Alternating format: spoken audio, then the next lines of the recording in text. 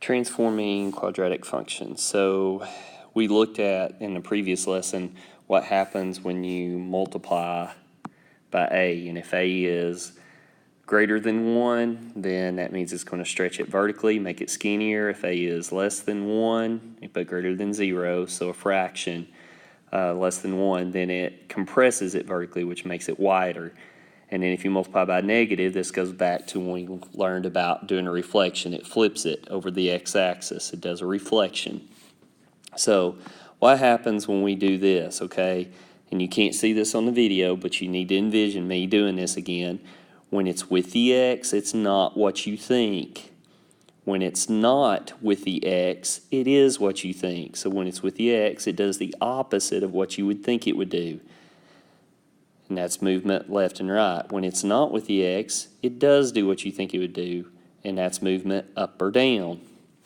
So we're going to just look at some examples here real quick and talk about how these correspond. So here it talks about graphing the parent function and then doing all that kind of stuff to it. So here's what I'm going to do. I'm just going to jump right down to D, the part here, and I'm going to look at this function, and I'm going to talk about what does it do. Well, what I know is the parent function, x squared, is graphed right here. So if you need some points here to graph it, you can do so. And then if it's 2, it's 4.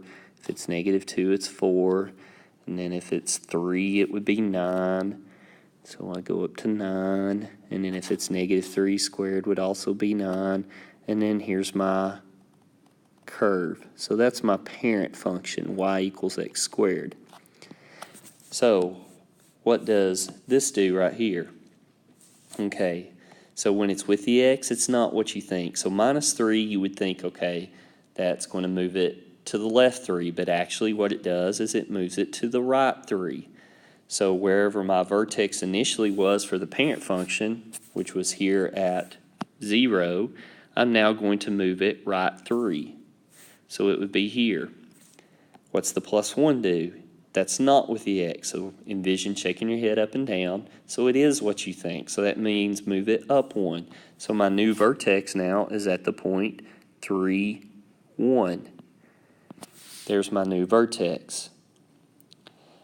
What does the 2 do here on the front? Remember, the 2, when it's bigger than 1, stretches it vertically. How does it stretch it vertically? It stretches it by a factor of 2. So when we went over 1, we went up 1. So now when we go over 1, what are we going to do? We're actually going to move up 2 units. So now I have a point here. When I went to the left 1, I went up 1. So now what's it going to do? I go to the left 1, it's going to move up 2. In the parent function, when I went to the right 2, I went up 4. What's it going to do now from this vertex? When I go to the right 2, it is now going to go up 8. So it's going to put me up 8 units from here, which would be here at 9. So I go to the right 2 and then go up 8 units from there. And that's going to put me here. And then the same thing when I go to the left, go up 8, and what does that do now? That has stretched me vertically. In other words, my parabola is skinnier. Now, you need to understand the transformations. Again, it's going to make life so much easier. However, if you struggle with it, one of the things you can do is put this function in, y equals, go to your table to get a set of points, look for where the pattern repeats, and we've talked about that before. So the pattern is going to repeat here at 3, 1. That's where your vertex is going to be. So remember when we were doing a table of values, we talked about how you always wanted your vertex in the middle, 3, 1. In this case, that vertex is a minimum because that 2 was a positive, therefore it's opening up. So that's a minimum. And then if you look at the pattern, you're going to have the point 2. And where was 2 at? 2 was at 3. And then you would have the point 4, 3. And then you have that repeated pattern on either side of the vertex going. So a table on your calculator is another way to help you graph it. But again, this whole lesson is about understanding transformations. So when we look at, continue going down here, we have what is known as a vertical translation. What does that mean? That's exactly what I just showed you before. This is not with the x. If it were with the x, it would be in parentheses, but this is not with the x. So again, envision your head. What are you doing? You're shaking your head up and down. So what did this do? That shifted the graph up 2 units.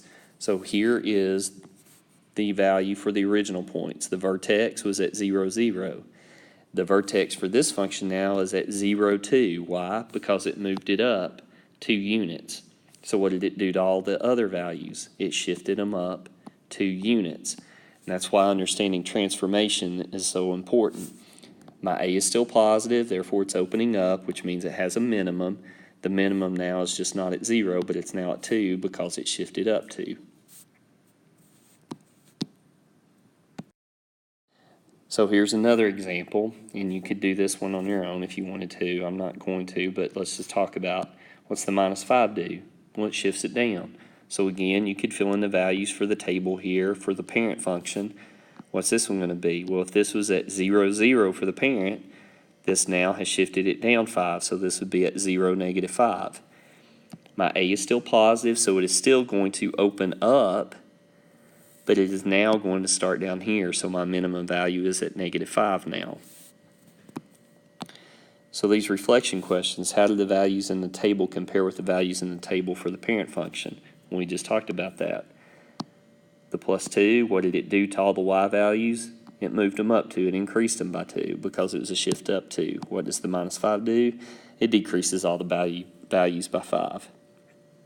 So here, it says give the minimum or maximum value and the axis of symmetry. What's the plus 4 do? It shifts it up. There is no movement left or right, so since it just shifts it up, the original function would have been here at 0, 0 vertex. So where's the new one? It is now at 0, 4. It is still a minimum. Why is it a minimum? Because this is a positive, therefore it's opening up. So what is my minimum value? My min is 4. Now you can write it as a point, 0, 4, but value, whenever it refers to value, remember it's always referring to y, the y value. What's the axis of symmetry? Remember, the axis of symmetry is the vertical line that divides the parabola symmetrically. So it's always x equals, because it's a vertical line, x equals what? Well, x equals 0. Whatever the x value is in the vertex, or the minimum or maximum, is the value for the axis of symmetry. Then how would you plot? It's not done anything except shift the values up 4 for the original. So in the parent function, when x is 1, you get 1. So now what are you going to get? You're going to get 5 because you're adding 4 to it. When you do 2, 2 squared is 4. Now what are you going to get? You're not going to get 4. You're going to get 8 because you're adding 4 more to that. Now, the shape of the graph itself is identical to the original. It looks skinnier, but that's only because it's been shifted up. But it's actually the same width. Why? Because it's multiplied by 1. It's not changing, doing a vertical stretch or a vertical compression. So here's another example. What would the minus 7 do? It would shift it down 7. So you'd be here at the vertex. That would be your minimum. Your axis of symmetry would still be x equals 0, or the y-axis. You would still open up the exact same way. Again, this one might look fatter, wider, because it's lower down, but it's still the same shape as the parent function. So what is a horizontal translation? A horizontal is when it's with the x, and it, envision in your head again, shaking your head left or right. It's not what you think. So minus 1 is actually a shift to the right. So the original had a value at 0 of 0, but now the minus 1 has shifted it to the right, so my vertex is shifted over. Does it change the shape of the parabola? No. Does it still open up? Yes, because this is a positive out front. So all that's happened is where the original parabola was shaped here, now it's just been shifted over 1 here. So you're going to see that the values now correspond with different x's. 1 used to be with -1. Now 1 is with 0. Why? Because it shifted the x over 1. Shifted the x over 1. So what happened here? Everything that was 9 got shifted over to the right 1x from the parent function. So that's how we get that correspondence there. So again, you could do a table of values to help you graph the function, understanding mainly the transformations. What are the shifts? How do the changes in the equation affect it? And what are the transformations? So you could do the your term problems if you wanted to, but I'm going to go ahead and the vertex form. Okay, so the vertex form of an equation, a times the quantity x minus h quantity squared plus k. The reason the vertex form is useful is because if we have it in vertex form, we can graph it without really having a calculator.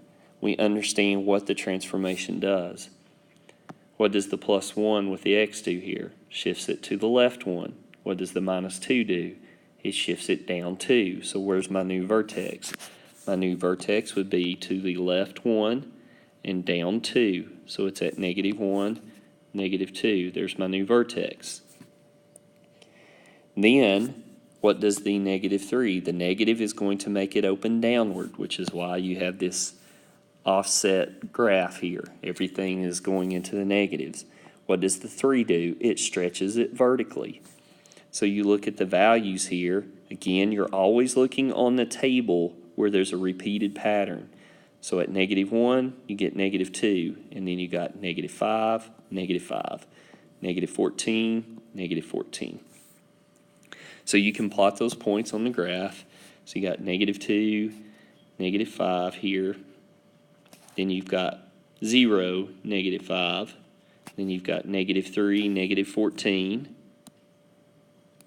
And then +1, -14. And there's our vertical stretch, very skinny, because I multiplied by a factor of 3 again. The negative flipped it down. So again, you could look at this one, be able to identify the vertex, what it is, all that good stuff. So what's the -1 do? Shifts it to the right 1. What's this -7 do here? It shifts it down 7. So my new vertex is at 1 and -7. What is the 2 going to do? It's positive, so it's still opening up. So this has a minimum, and the 2 is going to stretch it vertically. So again, you could plug points in here to find it, or you can just think logically. What typically happens when you go to the right 1 for a parent function? I may need to write this out. So when you have x and then x squared, typically on our table, what we have is we have like the value 0, 0. That's our vertex. When we go to the right 1, 1 squared is 1. Now what's going to happen? Because I'm multiplying by 2 here, this is now going to be 2. Okay, now how do we adjust that with all these shifts that we did? The shift to the right 1 and the shift down 7. Well, typically if I were going over 1, up 1, now I'm here and I'm going over 1 and up 2. So now this becomes my new y value, and I go to the left 1 and up 2. Then what would we do? If we were over here, typically we'd have 2 and 4. But what am I doing? I'm multiplying by 2. So now when I multiply 4 by 2, this now becomes an 8. So it shifts up 8. So I go 2 to the right, and then I go up 8 units. 1, 2, 3, 4, 5, 6, 7, 8. Go to the left 2, also go up 8, and now I see this vertical stretch. Again, a skinnier parabola.